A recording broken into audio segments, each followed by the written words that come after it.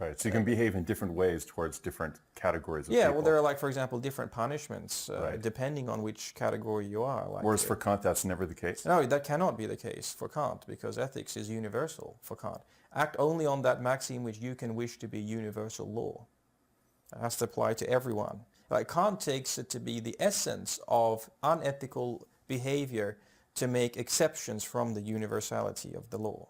Like, it goes on an individual level, but it also goes like on a arguably like on a tribal level, for example. Like, you cannot have one group of people saying that there's a special ethics that applies to us. We have certain rights which another group doesn't have, for example.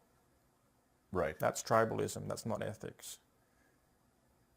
So from the Kantian perspective, his universal categorical imperatives, they apply across time and space. Yeah. Because if you go back to the biblical era when people were writing down the sorts of narratives that were preserved in the Old Testament, the same categorical imperatives that applied today for Kant in the middle of the 18th century would have applied then. Absolutely. And his primary formulation of that imperative is, you should always treat other people as ends in themselves and not just as a means.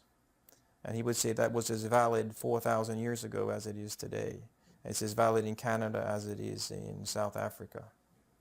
You should always treat the other as an end in itself and not just as a means for your own purposes.